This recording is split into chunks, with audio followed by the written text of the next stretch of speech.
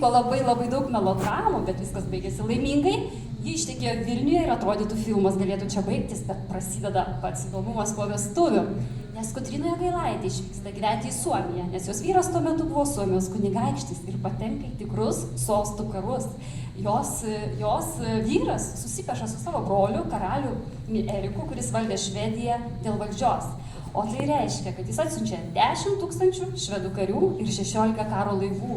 Ir jie užpuola pilį, kurioje gyvena Kotryna. Kronikos rašo, kad artilerijos sviediniai krenta į Kotrynos miegamąjį. Taigi, ką mes dabar matome Ukrainos karo metu, kaip civiliai reaguoja, kaip apšaudo jų namus, tai Kotryna Jogailaitė yra išgyvenusi tą patį.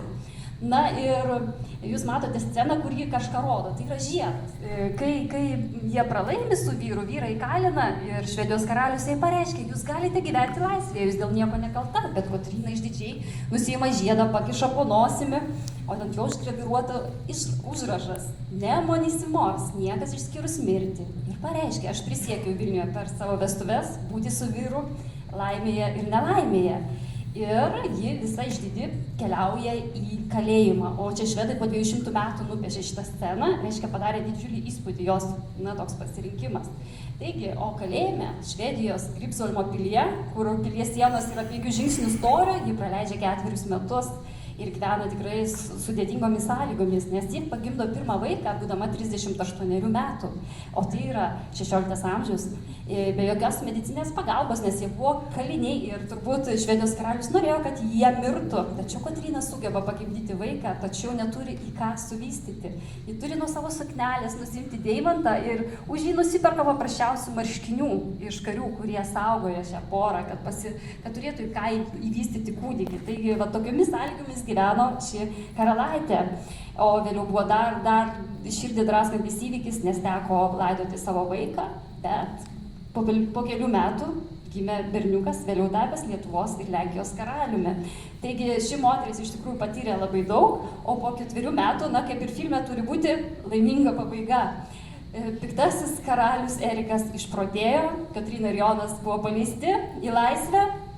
Ir vėlgi nebuvo taip paprasta, nes to išprotėjusio karaliaus nebuvo taip lengva atsikratyti, iškrapštyti iš sosto, taigi dar čia vyko kelios dramos, tačiau Kotryna ir Jonas buvo karūnuoti ir Kotryna valdė 14 metų kartu su Jonu Švediją ir švedų istorikai sako, pripažįsta, kad jie buvo iš tikrųjų partneriai, patarinėjo ir politiniais klausimais ir kaip karalienė Bona mums atnešė renesanso kultūros madas į Lietuvą ir Lenkiją, taip Kotryna tas madas nuvežė į Švediją ir Suomiją. Tai jeigu trumpai, tai tiek šios istorijos detalių. Ačiū labai.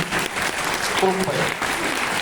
Bet labai techniškai tiksliai papasakojate iš principo visą siužetą. Šiaip galima pasakyti, kad labai artima kino scenarijų knyga, nes kalba, skaitant labai aiškiai, tu vizualizuoji viską ir ganėtinai patogu ir taip, tokių dalykų, pavyzdžiui, aš neįsivaizdavau, kad atrodo Kotrynai gimdant 3 vaiką, jisai užstrigo, tai kažkokia didelė moteris susibėgėjo, šokoje ant pilvo, imtynininkė ir tada vaikas gimė.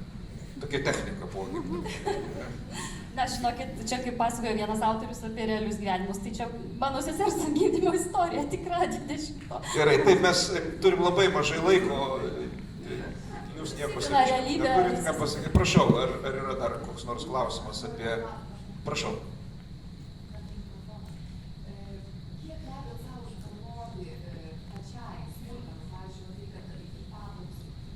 Norėjau klausti, kiek leido savo išgalvoti smulkmenų?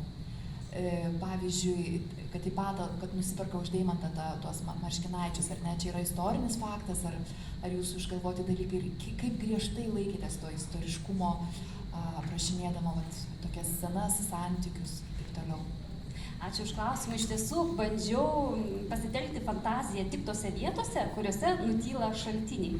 Taigi, jeigu buvo galima rasti šaltinių kokią nors kalbą, kurie aprašytų kokį nors įvykį, tai juo ir buvo remtasi, o fantazija jau tik kaip papildymas. O kalbant apie tą deimantą nuo suknelės, tai iš tikrųjų labai įdomu, kad rašant apie tikras realias istorinės asmenybės, tu randi skirtingas versijas, nes, pavyzdžiui, švedai pasakoja, kad tikrai neturėjo ką suvystyti, bet tėvas nusirengė marškinius ir suvystė gimusią dukrelę. O vat, jos kancleris Marcinas Kriomeris, kuris lydėjo ją į Švediją, jis atprašo būtent, kad skurde ir kad ten brangakmenį nusilupo ir pardavė. Taigi iš tikrųjų, kur įmanoma viską papasakoti remiantis šaltiniais, tai ir papasakojau, o kur ne, tai fantazija. Bet aišku, šaltiniai visą laiką nutyla pačioje įdomiausioje vietoje. Tai žodžiu, čia yra viskas šioje knygoje. Taip. Viskas turbūt taip, Ugnė. Viskas gerai? Susitvarkė visi iškėlė. Ačiū, Ilonai.